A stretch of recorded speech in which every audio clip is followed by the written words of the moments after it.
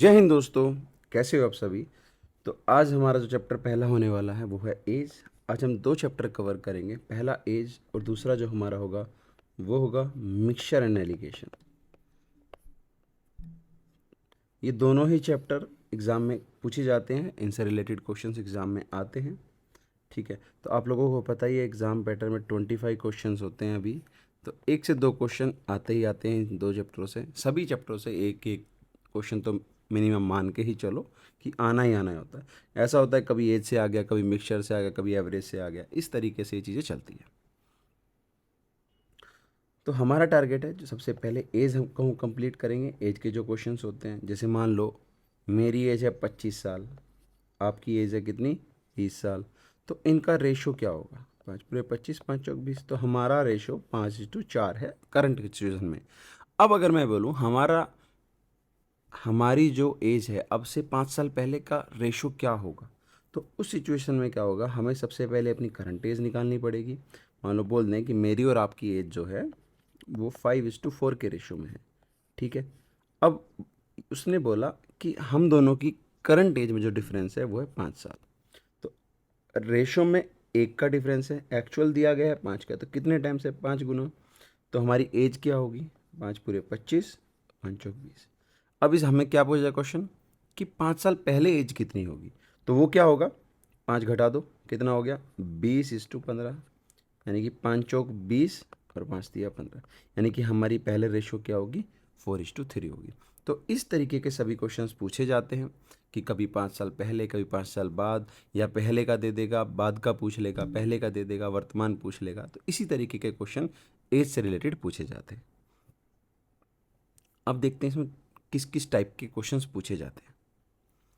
तो पहला क्वेश्चन क्या है,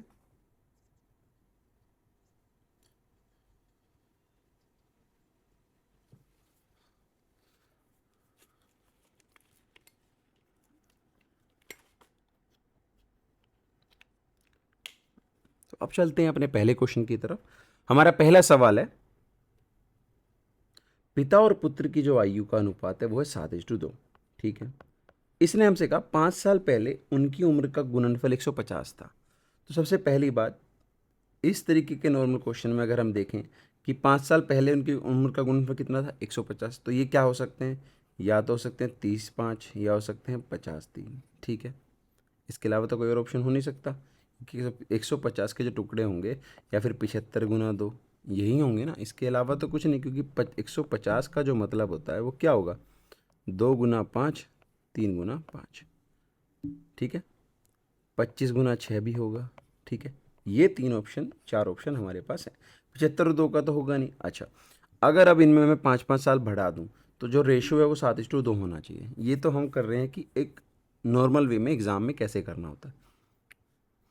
तो यहाँ पे 5 साल बढ़ाओगे तो कितना होगा, 30 और 11, रेशो नहीं बनता है। यहाँ पे बढ़ाओगे तो कितना होगा, 35 और 10, जो कि होता है कितना, 5 7 35, 5 दूनी 10, 7:2 रेशो निकल रही है। तो पिता की उम्र क्या है, अभी की उम्र पूछिए, ना कि पुरानी वाली। 30 साल उम्र आई पिता की, तो ऑब्वियसली बात है 30 आप 500 लगा के चले जाओगे, नहीं। लेकिन इसने पूछा है पिता की उम्र क्या है। तो जब कभी क्वेश्चन में ऐसे बोले कि पिता की उम्र क्या है, तो इसका मतलब वर्तमान उम्र क्या है। तो 30 + 5 35 साल, 35 आंसर हो जाएगा। अच्छा, अब इसको नॉर्मल वे में कैसे करेंगे, इसका बेसिक क्या है, किस तरीके से बढ़ना होता है। मान लो रेशो है इनकी 7x है और एक है 2x। ठीक है। 5 साल पहले अगर मैं करूँगा इसको तो क्या करूँगा, 7x - 5, और ये क्या होगा, 2x - 5। ठीक है। अब इसने कहा इन दोनों का गुणनफल, यानी कि 7x - 5 गुना में 2x - 5 बराबर कितना होगा, 150। ठीक है। मैं इसको खोल खोल ओपन करूँगा तो 7 दूनी 14x², फिर आगे किया 7 × 5 = 35x, 5 की गुना करी -10x, और 5 पूरे 25 प्लस 25 बराबर 150। इन दोनों को माइनस करूँगा तो कितना आएगा, 125 आएगा। अब अगर आप देखोगे ध्यान से तो ये बन गया कितना, =0 है हमारे पास, 35 और 10 45 -45x। ठीक है। यहाँ तक आई होप कोई समस्या बिल्कुल भी नहीं हुई। अब हमें इसी को ही, जब मैं 125 को इधर लेके आऊँगा तो ये कितना होगा, -125। अब हमें देखना है कि मल्टीप्लाई करने के बाद तो कितना है, 14 × 125, और ऐड करने के बाद कितना है, 45x। अगर मैं इसको ऑप्शन वाइज देखूंगा तो इसको ज़्यादा बेटर सोल्व कर पाऊंगा, अगर नॉर्मल वे में करूंगा तो ये सोल्व नहीं होगा। रीज़न मैं बता देता हूँ। 7x और 2x हैं। अब आप इसके फैक्टर करने बैठ जाओ एग्ज़ाम टाइम में तो वो फिजिबल नहीं है। उस तरीके के क्वेश्चनों में फिर आप घुस के आप अपने सवाल को ही डिले करोगे, ठीक है। तो अब अगर आप एक चीज़ और ध्यान से देखो तो हमें पता है कि 7x और 2x है, यानी कि पिता की उम्र में क्या है 7। ऑप्शन में 7 किस में है, इसमें, तो यही आंसर हो गया पहली चीज़। दूसरी, अगर मैं ऑप्शन मेथड से देखूं तो ये हुआ 35, ये हुआ कितना 5 दूनी 10। अब अगर इनकी 10 10 5 साल पहले की उम्र देखूं तो कितनी होगी, इसकी 30 होगी, इसकी 5, और गुना करूंगा तो कितना आएगा 150। ये भी सिद्ध हो रहा है। तो इसका मतलब क्या हुआ, अगर आप एग्ज़ाम टाइम में समय बचाना चाहते हो तो आपको इसी तरीके से नहीं करना है। हर बार एग्ज़ाम में से अगर नॉर्मली ओपन करके क्वेश्चन करोगे तो कई बार फंसने के चांसेस ज़्यादा हो जाते हैं, ठीक है। आई होप ये चीज़ क्लियर होगी, क्योंकि 14x² और 125 की गुना करने एग्जाम में बैठ जाओगे तो नहीं होगा, बिल्कुल नहीं होगा। कभी कभी क्वेश्चनों को हमें ऑप्शन मेथड से भी करने पड़ेंगे, ठीक है। नेक्स्ट क्वेश्चन देखते हैं दोस्तों। ए और बी की वर्तमान आयु का अनुपात कितना, 3:5, ठीक है। यदि अब से 5 वर्ष पूर्व या फिर यदि अब से 5 वर्ष बाद उनकी आयु का अनुपात कितना हो जाएगा, 13:20, यानी कि 5। तो बी की वर्तमान आयु क्या होगी। सबसे पहली चीज़, बी है 5, 5 से गुना, ये भी है, ये भी है। ऑप्शन छोड़ दो अभी के लिए, क्यों, 3 संख्याएं वेरिएबल हो जाती हैं। आगे क्या कर सकते हैं, अब इस सवाल में देखो, यदि अब से 5 वर्ष बाद उनकी आयु का अनुपात 13:20 हो जाता है, तो आयु के सवालों में हमें क्या करना होता है, जो डिफरेंस इनका है 2 है, इसका डिफरेंस 7, हमें इस डिफरेंस को इक्वल करना। तो ऊपर वाले में 7 की गुना करूँगा, नीचे वाले में 2 की करूँगा। तो 7 या 21, 7 पंजे 35, नीचे करूँगा तो 13 दूनी 26, 2 20 40, ठीक है। अब हमें क्या पता चला, डिफरेंस कितना है दोनों में देखोगे तो 5 का, दिया कितना है 5 साल का ही, एक क्यों ना, तो यही हमारी एक्चुअल क्या हो जाएंगी, एज हो जाएंगी। हमसे पूछा क्या, बी की वर्तमान आयु कितनी होगी, तो बी की वर्तमान आयु कितनी होगी 35 ईयर्स। होता क्या है, हमने इनको इक्वल क्यों किया है, उसका एक रीज़न है।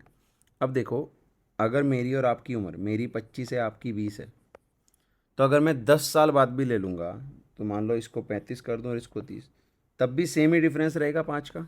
तो हमेशा एज में डिफरेंसेस जो हैं वो सेम होते हैं, ठीक है। इसलिए हमने यहाँ पे उन डिफरेंसेस को क्या करा, इक्वल कर लिया।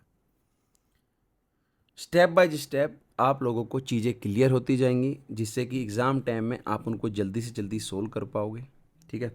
अब अगला सवाल क्या है, ए और बी की, अब अगला सवाल क्या है, ए और बी की आयु का अनुपात कितना है, 5:4 है, ठीक है। हम लिख लेते हैं 5:4। उनकी वर्तमान आयु का अनुपात कितना है, 6:5। तो अब से 7 वर्ष बाद ए और बी की आयु का योग वर्षों में कितना होगा, तो कैसे करेंगे अब इस सवाल को। इनके बीच का डिफरेंस कितना है, 1, इनके बीच का डिफरेंस कितना है, 1, तो डेट मीन्स क्या हुआ होगा, 1 का डिफरेंस बढ़ा, 8 वर्ष बाद की बात हुई।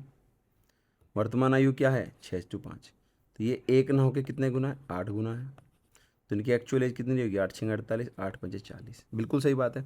7 वर्ष बाद पूछा है, तो अगर मैं देखूं 7 वर्ष बाद कितना होगा, ये 8 7 15 55, ये कितना होगा 7 वर्ष बाद 47।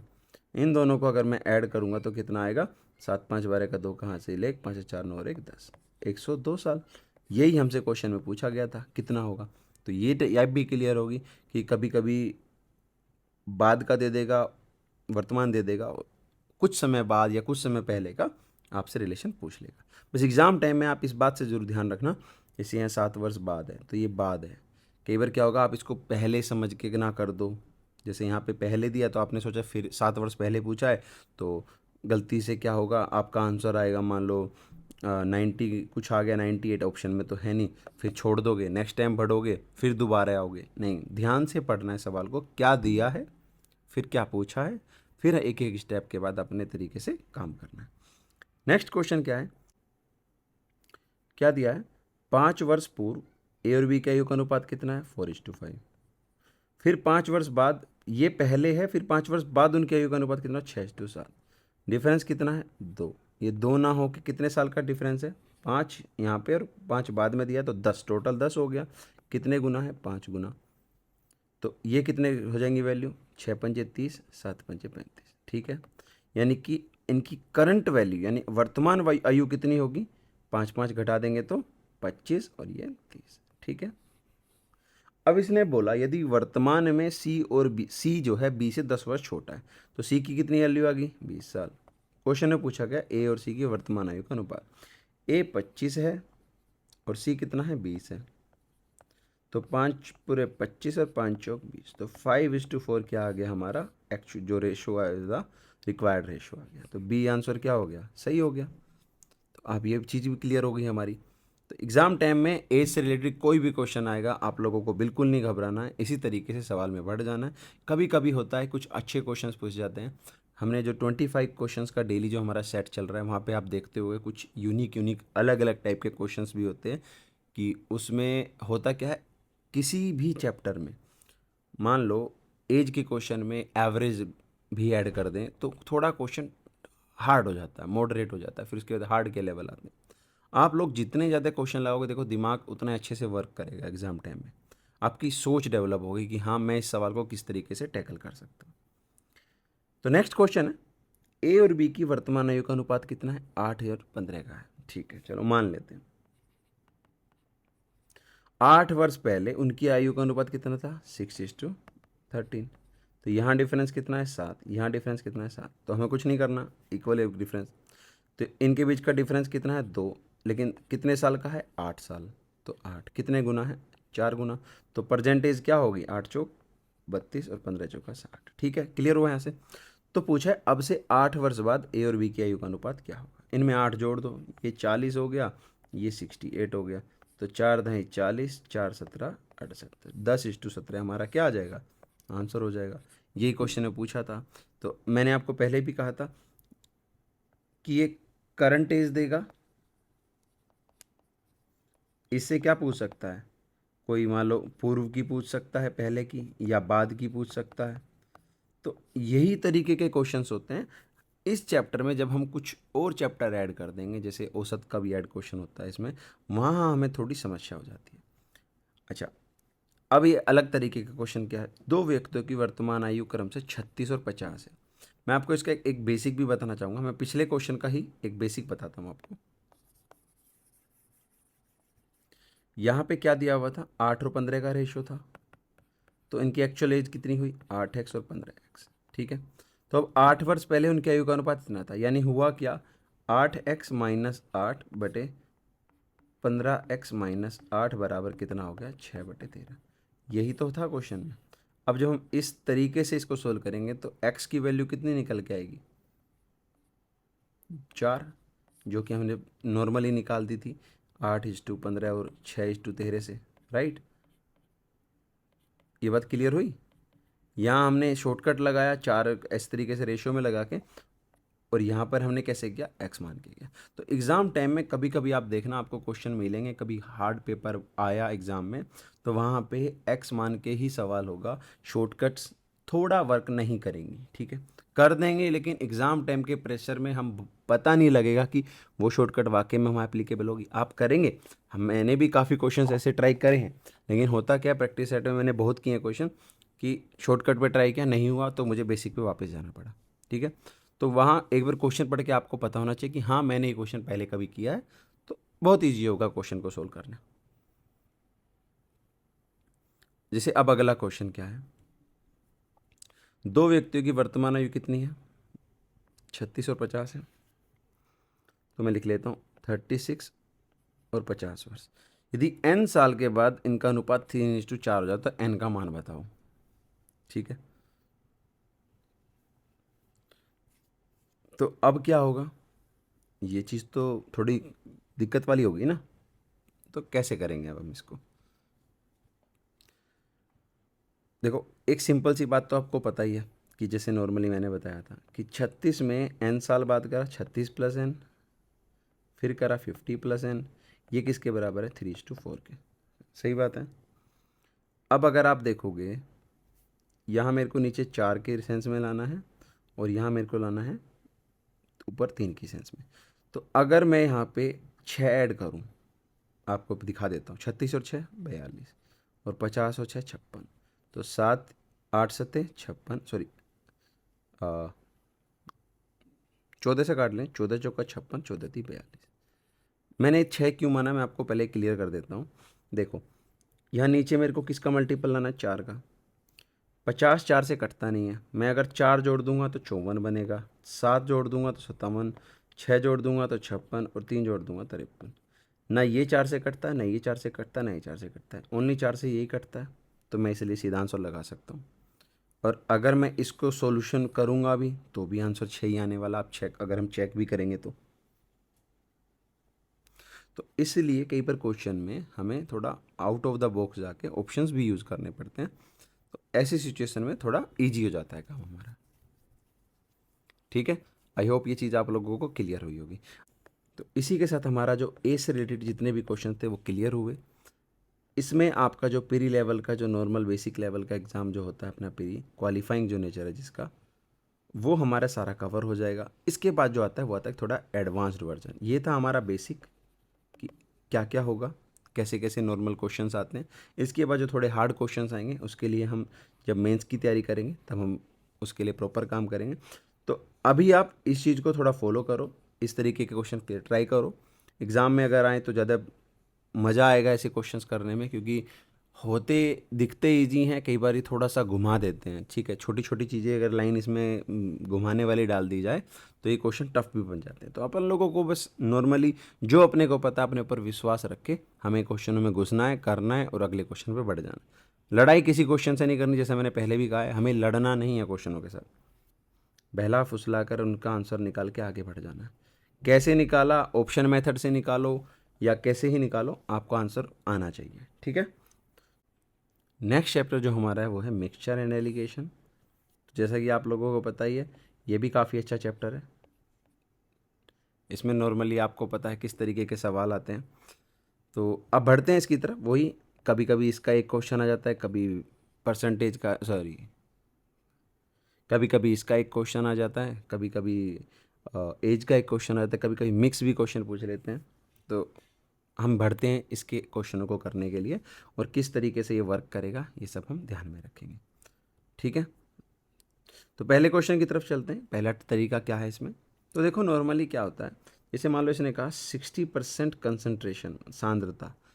मान लो 40 लीटर ये है अम्ल घोल में, 60% सांद्रता, मतलब उसमें 60% क्या है, अम्ल है। तो हमें क्या पता, 40 का 60% नहीं, 24 क्या हुआ, अम्ल हुआ, और बाकी का 16 क्या हुआ, वाटर, कोई और अम्ल होगा, कोई और कुछ और होगा। ठीक है, अम्ल नहीं है, कुछ और होगा। अच्छा, दूसरा इसने कहा 80% सांद्रता वाले 35 लीटर, तो 35 में गुना करें, 8 या 24, 24 4 28, यानी कि 28:7। तो दूसरा जो है उसमें कह रहा है 80% है। तो अब इसने इन दोनों को क्या करा, मिक्स कर दिया। तो इसमें क्या हुआ, एसिड ऐड हो गए, दोनों ऐड हो गए, ये बन गया 23 और ये कितना बन गया 8 4 12 का 2 कहाँ से लिख, 2 2 4 1 5, 52। अब हमें क्या पता चला कि 52 इसने पूछा है, जो 52 अम्ल है, अब ये बाकी टोटल में 3 और 2 5 और 5 और 2 7, 75 गुना 100 कितने परसेंट होगा ये पूछा है बस। तो 25 3 75 और 25 चौका 100। ठीक है, नॉर्मली क्या होता, अगर ये 51 होता तो 17 चौका 68, सीधा 68 आ जाता, लेकिन 68 से थोड़ा ज़्यादा है, 4 दूनी 8, 3 नम, अगर सी ऑप्शन देंगे 3 नम 27 और 1 28, तो सी आंसर हमारा यहाँ पे क्या हो गया, सही उत्तर हो गया। अभी अगर आपको ये बेसिक क्लियर नहीं हुआ है कोई बात नहीं, आगे जितने क्वेश्चंस करते जाएंगे वैसे वैसे थोड़ा थोड़ा लेवल हमारा बढ़ता जाएगा। ठीक है, नेक्स्ट क्वेश्चन की तरफ चलते हैं। दो मिश्र धातुएं कॉपर और टिन से, दो मिश्र धातुएं कॉपर और टिन से बनी है। ठीक है, पहली मिश्र धातु क्या है, पहली मिश्र धातु में कॉपर और टिन का जो रेशो कितना 1:3 है। ठीक है, दूसरी में क्या है 2:5 है। क्लियर यहाँ तक। फिर इसने कहा दोनों मिश्र धातुओं को किस अनुपात में मिलाया जाए ताकि नए मिश्र धातु में टिन और कॉपर का अनुपात 8:3 हो जाए। तो दोस्तों इस तरीके के जितने भी सवाल आए कि इनको किस रेशियो में मिलाया जाए कि ये अनुपात यस इतना हो जाए, दो मिश्र धातु को अगर पूछें किस अनुपात में मिलाया जाए, तो उसके लिए हमको सिंपल क्या करना, पहले मिक्सचर का या कॉपर लो या टिन लो, एक ही बात है। मैं आपको दोनों तरीके से लिख देता हूँ। मान लो मैंने लिखा एक क्या है, एक कॉपर है कितने में, टोटल 4 में से, फिर दूसरे में लिखा 2/7, इसमें कॉपर का रेशियो टोटल से, और कितना हो गया 8/11। अब जब मैं इसको सोल्व करूंगा तो कितना आएगा, 77 एलसीएम लिया। अच्छा, यहाँ पे एक चीज़ देखने वाली क्या है, तो नए मेष धातु में टिन और कॉपर का अनुपात 8:3 हो जाता है। तो ये जो इसने लाइन लिखी है ना, ये बड़ी शानदार लिखी है। ये जो होगा वो होगा 3/11। क्यों होगा, क्योंकि कॉपर यहाँ कितना है 3 है, टोटल में कितना है 11। ठीक है, ये चीज़ आप लोगों को क्लियर हुई। अब इसमें देखो क्या हुआ होगा, 77 लिया, 7 1 की 11 दूनी 22, माइनस करेंगे 1 आ गया, 11 चौक 44 लिया, 11 एकम 11, 4 तिया 12, 1 बचा। तो यानी कि रेशो क्या आया 44:77, यानी कि 11 चौक 44, 11 7 73, 4:7 के रेशो में अगर हम इसको मिलाएंगे तो हमारा आंसर क्या होगा 8:3 बन जाएगा ये। तो यहाँ पे हम क्या समझे, इस तरीके के जितने भी आप लोगों को सवाल मिले, आप इस तरीके से क्वेश्चन को करके आगे बढ़ सकते हो। ठीक है, अगर इसका बेसिक आप लोगों को चाहिए कि कैसे बेसिकली हम इसको, बेसिक क्या होगा कि एक्स मान के, मैं कई बार कहता हूँ कि एग्जाम में कई बार क्या होता है शॉर्टकट्स दिमाग से निकले कुछ भी हो गया, तो आपको हर एक क्वेश्चन का बेसिक आना चाहिए, जिससे कि एग्जाम में हमारा क्वेश्चन जरूर सही हो जाए, अगर आप लोगों के पास टाइम बचा हो तो। क्योंकि मेरे पास एग्जाम में बहुत समय बच जाता था, तो उस सिचुएशन में क्या था, कोई क्वेश्चन अगर नॉर्मल छोटे की भूल गया, एग्जाम में कैसे ही भूल गया, तो बेसिक से मैं कर दिया करता उसको। ठीक है, तो आप लोगों को मैं यही चाहता हूँ कि आप लोग भी उस बेसिक को जाने, जिससे कि क्वेश्चन एक्चुअल में हो जाता है। ठीक है, तो अगर होगा तो कमेंट सेक्शन में ज़रूर बताएं, मैं उसके ऊपर भी डिटेल वीडियो लेके आऊँगा, एक वीडियो बना दूंगा, शॉर्ट बना दूंगा। ठीक है, अगले क्वेश्चन की तरफ चलते हैं। नेक्स्ट क्वेश्चन में देखो क्या कहा है, 12 लीटर वाले नमक मिश्रण में 7% नमक है।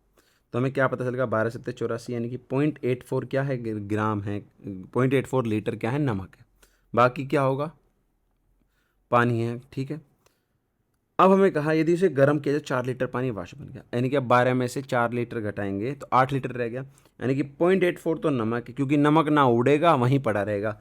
तो अब 8 लीटर में से 0.84 क्या है नमक है, तो वो पूछ रहा है कितना मिश्रण में कितने नमक की मात्रा है, तो यानी कि 0.84 डिवाइडेड बाई कितना 8, और 0 0 की गुना कर देंगे, पॉइंट से 0 खत्म, तो कितने परसेंट हो गया 8 एकम 8, 0 8 पंजे 40, 10.5% नमक रह गया है, जो कि पहले कितना था 7%।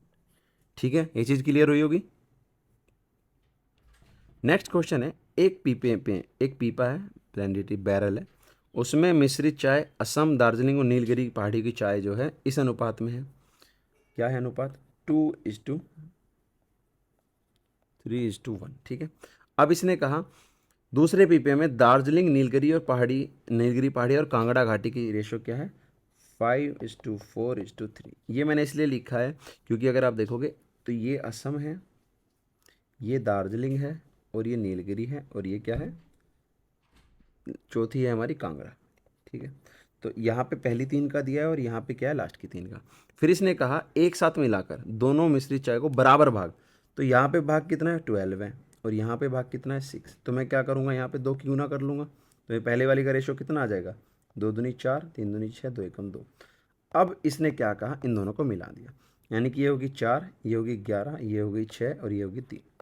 अब इसने पूछा है नए ब्रांड में कांगड़ा घाटी की चाय का प्रति किलोग्राम भार कितना, मान लो अगर 1 किलो है तो उसके हिसाब से इसने पूछा। तो अगर मैं टोटल ऐड करूं तो कितना होगा 24, और कांगड़ा की कितनी वैल्यू है 3, और किलोग्राम कितना होता है 1000 ग्राम। तो अगर मैं से करूँगा 8 8 से 125, 125 ग्राम उसकी क्या होगी वैल्यू होगी। एक चीज़ और मैं आप लोगों को यहाँ पे बताना चाहूँगा कि 8 का और 125 का रिलेशन, या 8 का 125, 8 125 और 1000, ये 3 का रिलेशन बहुत इंपॉर्टेंट है, इनकी गुना करने पे आता है। तो इस चीज़ को थोड़ा याद रखना, एग्ज़ाम टाइम में आप लोगों को इसकी हेल्प पड़ती है। मेरे जब एग्ज़ाम की तैयारी करी थी उस समय इस तरीके के क्वेश्चन काफ़ी होते थे, जिसमें हमें 8 से या तो भाग करनी पड़ती, 125 की गुना हो जाती, तो वहाँ पे बहुत हेल्प होती है। आप लोग ध्यान रखना इस चीज़ को। नेक्स्ट क्वेश्चन की तरफ चलते हैं। एक बेईमान दूध वाला है, 20 रुपये प्रति लीटर में दूध खरीदता है, चलो ठीक है, उसमें 1/3 पानी डालकर मिश्रण को 25% लीटर पर बेच दे। तो मान लो 1/3 बोला है, तो हम इसके बेस पे मान लेते हैं शुरू में कितने लीटर दूध था 3 लीटर, 20 के रेट पे लिया तो कितने रुपए का दूध लिया उसने 60 रुपये का। फिर क्या क्या उसने कि उसमें 1/3 पानी, 1/3 यानी 1 लीटर पानी और ऐड कर दिया तो 4 लीटर पानी होगा, उसको इसने 25 रुपये में बेच दिया, 25 रुपये पर लीटर के हिसाब यानी 100 रुपये में, यानी कि 60 की वस्तु 100 रुपये में बेच दी, तो कितने का प्रॉफिट हुआ? 40 का डिफरेंस है, सीपी क्या था 60 गुना में 100, जीरो से जीरो खत्म, तो 400/6 हमारा क्या हो गया आंसर, जो कि क्या बनेगा 66.67%। क्वेश्चन में यही पूछा था, उसका लाभ कितना होगा। ठीक है, ये चीज़ समझ में आई होगी कैसे हमें उसको टैकल करना है क्वेश्चन। नेक्स्ट क्वेश्चन है, सोना जो है पानी से 19 गुना भारी है। ठीक है, मान लिया सोना 19 गुना भारी है पानी से, तांबा पानी से कितना गुना भारी है 9 गुना, तो सभी को किस अनुपात में मिश्रित किया जाए कि मिश्रित धातु पानी से 15 गुना भारी हो जाए। ठीक है, तो हम कैसे करेंगे इस सवाल को, 19 हमने यहाँ लिया, 9 हमने यहाँ लिया, क्योंकि दोनों देखोगे ये सोना है ये पानी है। ठीक है, क्योंकि यहाँ पे अलग अलग चीज़ें की बात चल रही है, तो क्या हो गया किस अनुपात में लिया, 15 का इनका डिफरेंस। इन दोनों को जो हम सोल्व करेंगे तो 15 में से 9 गए 6, 19 में 4, ये हुआ 3, ये हुआ 2, तो 3:2 रेशियो में अगर हम उसको मिलाएंगे तो हमारा क्या हो जाएगा, वो आंसर हो जाएगा, क्योंकि अनुपात का मैंने अभी रूल बताया अभी था। और इस तरीके क्वेश्चन में हमें ऐसे ही करना है, कल को एग्जाम में आ जाए कि सोना पानी से 10 गुना भारी है, तांबा पानी से 4 गुना भारी है, तो इन सभी को किस अनुपात में मिश्रित किया जाए कि मिश्रित धातु पानी से 6 गुना भारी हो गया। तो इस तरीके के क्वेश्चन भी क्रिएट होंगे, आप लोगों को ऐसे ही टैकल करके आगे बढ़ना है। तो नेक्स्ट क्वेश्चन क्या है, तांबे और एल्यूमिनियम के 2 किलोग्राम मिश्रण में 30% तांबा है, 2 किलोग्राम मिश्रण मतलब 600 और 1400 हो गया। अब इसने कहा नॉर्मली हमको क्या पता है, तांबा तो सेम ही रहेगा क्योंकि तांबे में चेंजेस नहीं हुए, एल्यूमिनियम में चेंज हुआ, तो एल्यूमिनियम में ऐसा क्या ऐड करूँ कि जो रेशियो है 1:5 था, लेकिन देखो 20% का मतलब 1/5 होता है, यानी कि तांबा अगर 1 है तो एल्यूमिनियम कितना होगा 4, ये 1/4 मेरे को करना है। 1/4 किस सेंस में होगा, ये अगर 6 है कितने गुना हुआ 600, तो ये 2400 होगा तभी तो होगा काम, यानी कि अगर मैं इसमें 1000 ऐड कर दूँ तो आंसर आ जाएगा 1000। यही होगा, हमसे पूछा था कि कितना मिलाना चाहिए एल्यूमिनियम पाउडर, तो अगर एक्स मान के करेंगे तो हम इस तरीके से भी कर लेंगे। ठीक है, दूसरा तरीका क्या है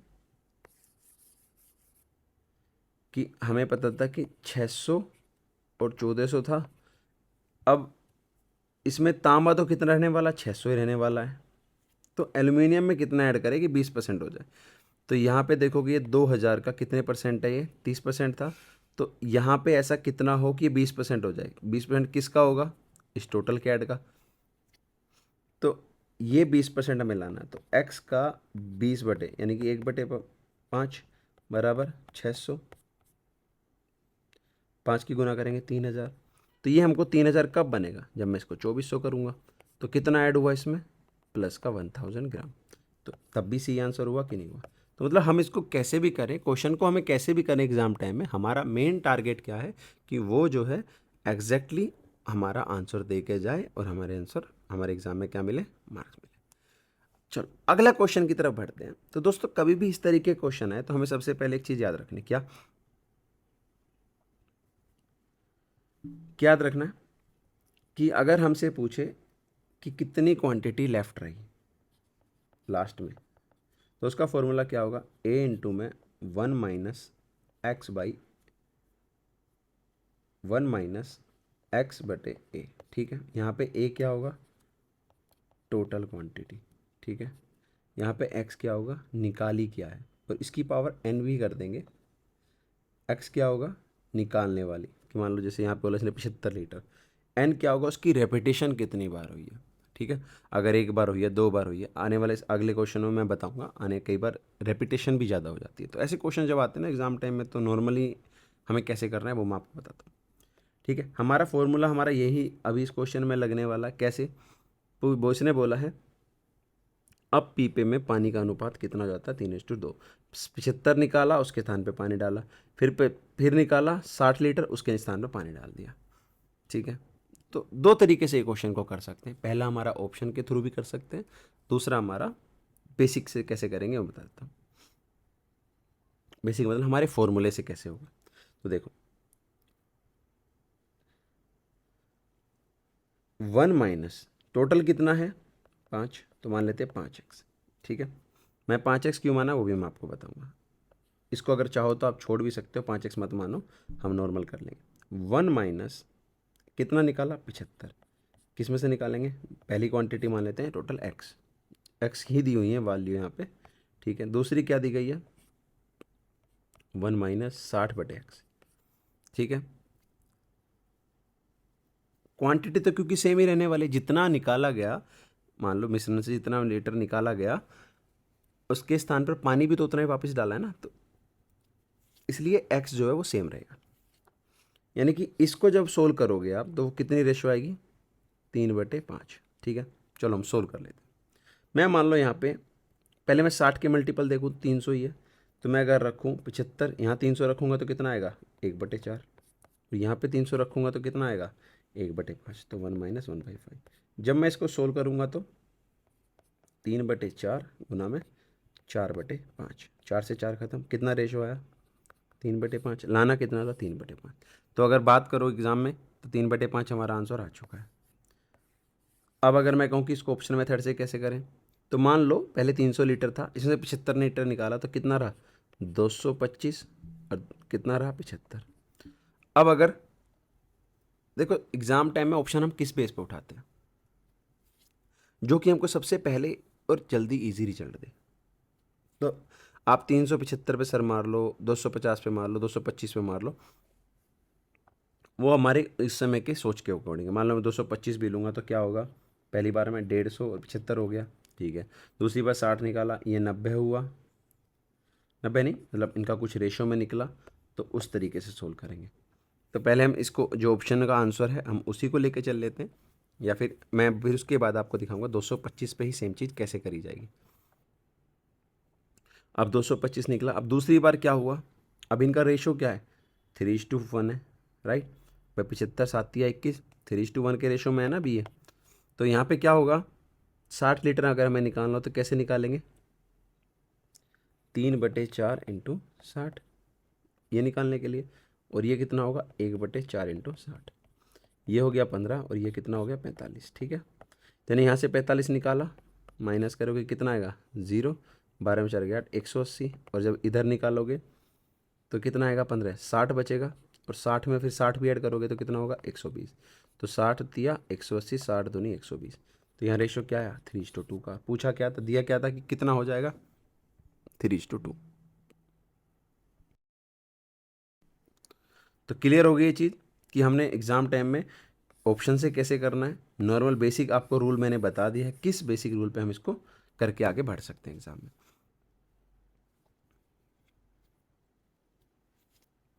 नेक्स्ट क्वेश्चन की तरफ चलते हैं। एक बर्तन में अम्ल और जल कितना है, टोटल 32 लीटर घोल है उसका। अम्ल और जल का अनुपात भी दे दिया, 5 और 3 8, 8 चौक 32, यानी कि क्या रहा होगा 4 पंजे 20 और 4 दिया 12, 20 और 12 के उसमें रहा होगा कि 20 लीटर अम्ल है और 12 लीटर क्या जल। जब बर्तन में से 12 लीटर घोल निकाल लिया गया, अब 12 लीटर अगर घोल निकाला है तो उसमें मैं प्रत्येक अगर मैं सोचूं अम्ल कितना निकला और जल कितना निकला तो कैसे निकालूंगा। अम्ल कितना निकला होगा 5/12 ऑफ 12 के, सॉरी 5/8, 5 और टोटल कितना है 8, 5/8 ऑफ 12 का, और वो 3/8 ऑफ 12 का। ठीक है, तो इसको सोल्व करेंगे तो कितना आएगा 4 दूनी 8, 4 तिया 12, 15/2 यानी 7.5 निकला यहाँ पे। दूसरे में क्या हुआ 4 दूनी 8, 4 तिया 12, 3 तिया 9, 4.5 लीटर निकला। तो अब मैं इसमें से क्या करूँगा 7.5 यहाँ पे घटा दूंगा, और यहाँ पे कितना घटाऊंगा 4.5, तो ये तो कितना आएगा 20 में से 7 के 13, यानी 12.5 बचा, और यहाँ पे कितना बचा 7.5। ठीक है, अब इसने कहा 7.5 लीटर जल मिला दिया जाता है, तो जल मिलाया 7.5 लीटर यहाँ पे, तो ये कितना हो गया 15, और ये कितना हो गया 12.5, जीरो कहाँ चली गई यहाँ पे, 25 पंजे 125, 25 छिका 150। पूछा क्या है अम्लोजन का अनुपात कितना होगा, तो कितना रेशो हो गया 5:6। ए ऑप्शन हमारा क्या हो गया सही हो गया। तो आप लोगों ने देखा कि हमने क्या प्रक्रिया यूज़ करी है, किस तरीके से हम क्वेश्चन में आगे बढ़े हैं, क्या क्या हमें देखना होता है। ये 5/8 गुना 12 क्यों का करा, आप लोगों को सब चीज़ यहाँ पे क्लियर हो गई होगी। देखो आप लोग ऑलरेडी सब कुछ तो सीखे हुए ही हो। ठीक है, आने वाले समय में हम वो क्लास भी लेंगे जहाँ पे बिल्कुल बेसिक से सब कुछ बताया जाएगा कि ये ऐसा ही क्यों हुआ, रेशियो ऐसा कैसे लेते हैं, क्यों लेते हैं, कब लेना होता है। ठीक है, इस क्वेश्चन के लास्ट, तो नेक्स्ट क्वेश्चन पे चलते हैं दोस्तों। इन वाट रेशियो 45%, ये थोड़ा ट्रिकी क्वेश्चन है। ठीक है, इसने कहा इन वाट, इंग्लिश में अगर आप पढ़ोगे, in what ratio must 45% grape juice be mixed with that of 25% grape. इस क्वेश्चन में दिक्कत कहाँ आ रही है, 40% अंगूर के रस का मिश्रण प्राप्त करने के 25% अंगूर के रस में 45% अंगूर के रस को किस अनुपात में मिला है। मतलब 45% के रस के अनुपात में 25% के अनुपात से लेना है। तो यानी कि एक्चुअल में हमें क्या करना था, 45, 25 और 40 हमें सोल्व करना था ऐसे। ये बचेगा 15 और ये बचेगा 5, तो 3:1 रेशो है, उसको मिलाएंगे, मिक्स करेंगे तो आंसर आ गया। लेकिन हुआ क्या है, हम यहाँ डायरेक्टली क्या करते हैं, मिस्टेक क्या होती है हमारे यहाँ पे, हम ले लेते हैं ये 25 ले लिया, ये 45 ले लिया और ये 40 ले लिया। इस रेशियो में हम क्या करते हैं, क्योंकि हमें जो पहले दिखा हम उसी पे घुसते हैं, तो ये हो गया 15 और ये हो गया 5, तो ये अभी कितना आया 1:3। ये तो ऑप्शन में दिया नहीं गया इसलिए आप लगाओगे नहीं और चलो बी लगा दोगे। ठीक है, सही आंसर बी है। लेकिन अगर 1:3 यहाँ पे ऑप्शन होता तो और आपका क्वेश्चन क्या हो जाता, गलत हो जाता। तो इस चीज़ में भी ध्यान रखना है कि क्या पहले दिया गया था और क्या नहीं। लास्ट क्वेश्चन की तरफ चलते हैं। यहाँ पे क्या दिया है, 10 लीटर अम्ल है, उसमें 2 लीटर निकाला पहले टोटल में से और उतना ही पानी मिला दिया, फिर 2 लीटर निकाला फिर पानी मिला दिया। तो अब बर्तन में उपस्थित अम्ल से पूर्व में उपस्थित अम्ल के साथ का अनुपात क्या है। मतलब अब जो बचा अम्ल और उससे पूर्व में जो बचा वो उनकी जो वैल्यू होगी वो कितनी होगी, ओरिजिनल क्वांटिटी से वैल्यू निकालनी है। ठीक है, तो ओरिजिनल क्वांटिटी 10 है, ओबियसली बात है। तो हम कैसे करेंगे, हमारा जो फॉर्मूला था, लेफ्ट क्वांटिटी निकालनी है कि उपस्थित अम्ल कितना हुआ। तो कैसे करेंगे, 10 इंटू में 1 माइनस ए कितना है 2, 2/10 की पावर n, 2 बार रिपीटेशन हुई है, 2 लिख दिया। 2 पंजे 10, 5 में से गया 4, 4/5, 4 चौक 16, 16 बटे कितना हो गया 25 और अंदर क्या है 10। अब हमसे पूछा ये क्या निकली, लेफ्ट क्वांटिटी। अब इससे पूर्व में उपस्थित अम्ल के साथ ओरिजिनल क्वांटिटी कितनी थी 10, 10 से क्या करेंगे भाग, तो 10 से 10 खत्म, तो किस रेशो में रह गया 16:25 की रेशो में। यही हमसे पूछा था एग्जाम में। आई होप आप लोगों की सारी चीज़ें क्लियर होंगी।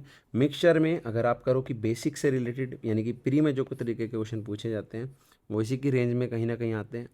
तो हमारे ये चीज़ चैप्टर भी कंप्लीट हो चुका है, क्लियर हो चुका है। अगर आप लोगों को कोई भी डाउट हो, कोई भी डाउट, ठीक है, चाहे इस चैप्टर से हो चाहे किसी और चैप्टर से भी हो, फ्यूचर के और चैप्टर होंगे उनसे हो या जो पढ़ा चुके हैं, तो आप लोगों को टेलीग्राम दिया हुआ डिस्क्रिप्शन में। ठीक है, आप टेलीग्राम पे कांटेक्ट कर सकते हो या व्हाट्सएप कांटेक्ट भी दिया हुआ है, आप हमें व्हाट्सएप पे भी कांटेक्ट कर सकते हो। तो ठीक है दोस्तों, जय हिंद, मिलते हैं नेक्स्ट चैप्टर में। आई होप आप लोगों को सारे डाउट्स क्लियर हुए होंगे। जो कुछ भी अगर रह गया होगा उनको हम फ्यूचर में कंप्लीट करने का ज़रूर ट्राई करेंगे। जय हिंद।